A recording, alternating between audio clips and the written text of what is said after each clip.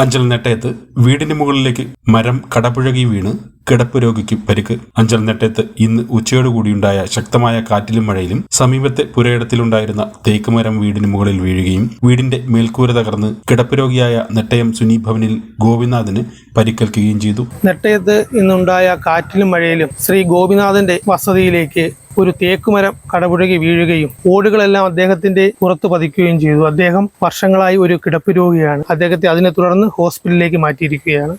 ഇനി ഇവിടെ താമസിക്കുന്ന അദ്ദേഹത്തിന്റെ ഭാര്യയ്ക്കും മറ്റും കഴിയാത്ത സാഹചര്യത്തിലാണ് ഇന്ന് ഈ വീടിന്റെ അവസ്ഥ. ഇവരെ മറ്റു സ്ഥലത്തേക്ക് മാറ്റി പാർപ്പിക്കേണ്ട ആവശ്യം കൂടി ഇന്ന് നിലവിൽ നിൽക്കുകയാണ്. നമ്മൾ വില്ലേജ് ഓഫീസറെ അറിയിച്ചിട്ടുണ്ട്. വില്ലേജ് ഓഫീസർ ഇപ്പോൾ എത്തുമെന്നാണ് അറിയിച്ചിരിക്കുന്നത്. വന്ന് അതിൻ്റെ മേൽ നടപടികൾ പഞ്ചായത്തിൻ്റെ ശ്രദ്ധയിലൊക്കെ പെടുത്തി വേണ്ടുന്ന നടപടികൾ അവർക്ക് ഈ വീട് മെയിൻ്റെനൻസ് ചെയ്യുന്നതുമായി ബന്ധപ്പെട്ട് എടുക്കാൻ കഴിയുന്ന നടപടികൾ സ്വീകരിക്കുന്നതായിരിക്കും. പരിക്കേറ്റ ഗോപിനാഥനെ പുനലൂർ താലൂക്ക് ആശുപത്രിയിൽ പ്രവേശിപ്പിച്ചിരിക്കുകയാണ്. ഗോപിനാഥൻ വർഷങ്ങളായി ശരീരം തളർന്ന് കിടപ്പിലാണ്.